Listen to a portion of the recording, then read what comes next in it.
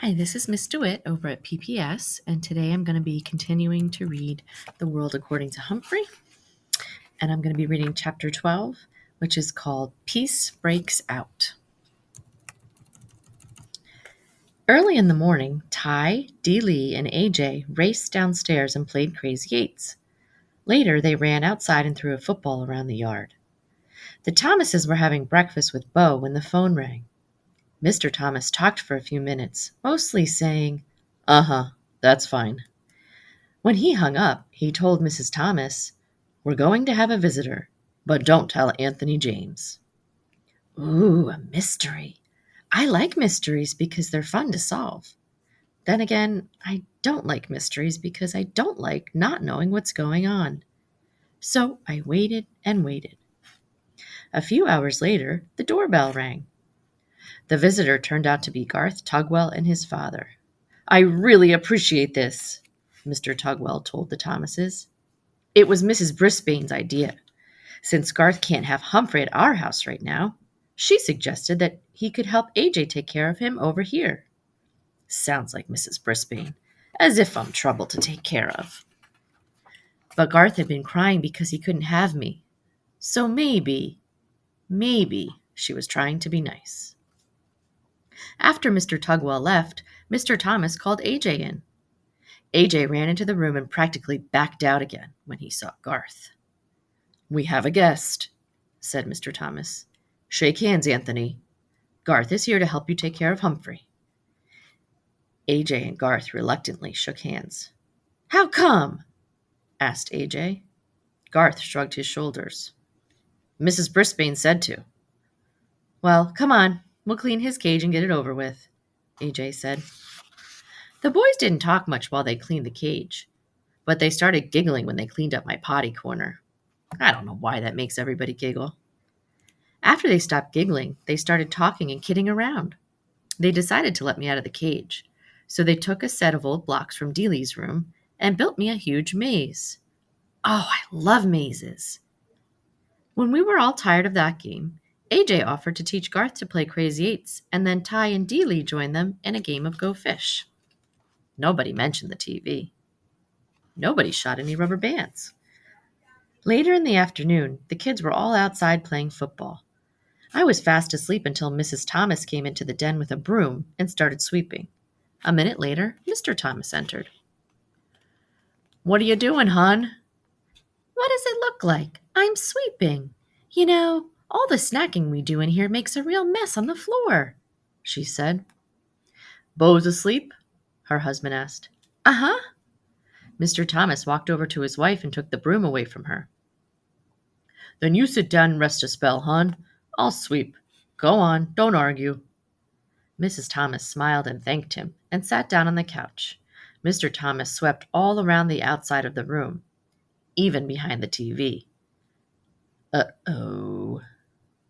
When he got there, he stopped sweeping and leaned down. "Well, I'll be," he muttered. "What's wrong?" asked Mrs. Thomas.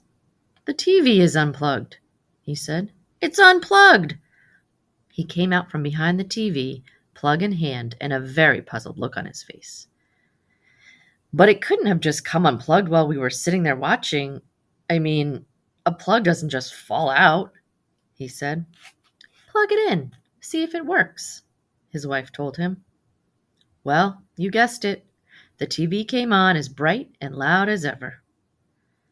"I don't get it," Mr. Thomas muttered. "But at least we don't have to pay to get it fixed." Mrs. Thomas stared at the screen for a few seconds, then glanced out the window at the kids playing happily outside. "Charlie, what do you say we keep it unplugged for a couple more days?" she asked. "We just won't tell the kids." Mr. Thomas grinned. Then he bent down and unplugged the TV. "Couldn't hurt," he said. He put down the broom and sat on the couch near his wife, and the two of them just sat there in the den, giggling like Stop Giggling Gale. Suddenly, Mr. Thomas looked over at me. "You don't mind a little peace and quiet, do you, Humphrey?" "No, no, no," I squeaked, and promptly fell asleep. Things were a lot better when AJ, Garth, and I returned to room 26. No rubber bands flew through the air. Garth didn't trip anybody or make fun of anybody. That meant Gail didn't get in trouble for giggling. Heidi didn't get in trouble for speaking out without raising her hand because she wasn't trying to tell Mrs. Brisbane what Garth had done. But the best change was Saya, who did raise her hand every single day. One day, she raised her hand to volunteer to stay in during recess to clean the chalkboard. Miranda raised her hand, too. Mrs. Brisbane chose them both. Girls, I think I can trust you to stay here while I run this report down to the principal's office, Mrs. Brisbane told them. Of course she could trust them. Once the girls were alone, they began to talk. I really liked your singing, Miranda told Saya. Thanks. My mom and I are going to a musical version of Cinderella over at the college this weekend, Miranda continued. We have an extra ticket. Would you like to come with us? My mom will pick you up. Saya quickly turned to face Miranda. Oh, yes! I have not been to a play before. Miranda grinned. Good. I'll have my mom call your mom. Suddenly, Saya's face fell. Oh, better not. She's so busy. Give me your number and I'll have my father call your mother. Saya watched Miranda's reaction carefully. So did I. Cool. That was it. Miranda jotted down her number. Saya looked greatly relieved. I knew that Miranda's mother didn't care how well Saya's mother spoke English. Maybe now Saya would figure that out too. Another great thing that happened was that Mrs. Brisbane started reading a book out loud to the class. Sometimes I dozed right through these sessions, but this time she picked out a really good book. When she announced that it was about a mouse, Gail giggled. What did she say? Art whispered to Richie. Pay attention, Art, Mrs. Brisbane said. It's about a mouse. Several of the boys groaned. Baby stuff, one of them muttered. We'll see, Mrs. Brisbane told them. She started to read, and oh, what a tale it was! All about mice no bigger than I am, who were great warriors. I was longing to put on some armor myself by the time she stopped reading. Continued tomorrow, she announced as she stuck a bookmark in place and closed the book. Tomorrow? That woman truly has a mean streak. She's proved it again and again. I would have sneaked out of my cage at night to finish the book, but she's so mean, she stuck it in her desk drawer, the one she locks with a key. Grrr. The weekend came around quickly, though, and I went home with Richie. I'm still not quite sure how many people actually live at the Rinaldi's house, because there were always so many people coming and going. Aunts, uncles, cousins, grandparents, neighbors. One meal seemed to flow right into the next, and Richie's mom was very generous with treats. I'll tell you one thing. You could never be lonely or hungry at the Rinaldi's house. On Sunday afternoon, guess who showed up? Remember Richie's uncle? That's right. Aldo Amato. This time my buddy Aldo was not lonely because he brought along his girlfriend, Maria, to meet the family. She was a very nice lady who wore her long hair piled up high on her head. She was dressed in bright red from head to toe, red earrings, red sweater, red skirt, and red shoes. I think red is a very happy color. I think Maria is a very happy person, especially when she's with Aldo. All the Rinaldis made a big fuss over Maria and praised the bread and cookies she'd brought from the bakery where she worked. After all the commotion of their arrival died down, I heard Aldo tell Maria, Now there's someone really important I want you to meet. And he introduced her to me. Believe it or not, Humphrey is one of my best friends, he told her, and he was the very first friend I told about you.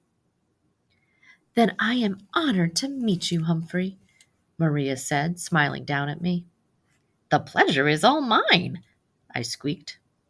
See, he likes you, said Aldo. And indeed, I did. The world seemed like a pretty nice place for a handsome young hamster like me, I can tell you. I was sitting on top of the world when I returned to room 26 on Monday. But I just about toppled off when Mrs. Brisbane made an alarming announcement. Class, as you know, this will be a short week due to Thanksgiving. she said. "And that means Humphrey will need a home for 4 days instead of 2. Now, who wants to volunteer?" You won't believe what I'm going to say. Not one hand went up. I actually fell off my wheel. Mrs. Brisbane was surprised too. "No one?" she asked. "Heidi, didn't you want to take Humphrey home?" "Oh, yes, but we're going to my grandma's house for Thanksgiving," she explained. "Art, didn't you ask for Humphrey last week?" Mrs. Brisbane asked. "Yes, but we're having all my relatives for Thanksgiving, and Mom says it wouldn't be a good time," Art explained. And so it went. Every single classmate had big plans for Thanksgiving. Plans that didn't include having an extra hamster around. I was worried, worried, worried. I didn't want to spend 4 days alone in room 26. I worried all day Monday. I worried all day Tuesday. I worried even more all day Wednesday. At the end of the day, Principal Morales stopped by to give Mrs. Brisbane an envelope. I think it was her paycheck, because she was especially glad to see him. "I have a huge favor to ask," she said. "Sure, Sue. What is it?" asked Principal Morales. He wore a tie with little turkeys all over it. "Could you possibly take Humphrey for the weekend?" I had my paws crossed that he'd say yes, but Principal Morales didn't even smile. "Oh, Sue, I'd love to, but we're going out of town for the holiday," he told her. "Another time, I'd love to." Another time wouldn't matter. I needed a place to go now. After the principal left, Mrs. Brisbane sighed and began gathering up her papers. Then she turned to me. "Well, Humphrey, it looks like you're going home with me for Thanksgiving," she said grimly. My fate was sealed. I was going to the home of the woman who had once vowed to get rid of me. For 4 whole days. And frankly, I was worried I'd never come back. Tip 12. If you must leave your hamster with a caretaker, make sure that it is someone you know and trust. From the Guide to the Care and Feeding of Hamsters by Dr. Harvey H. Hammer.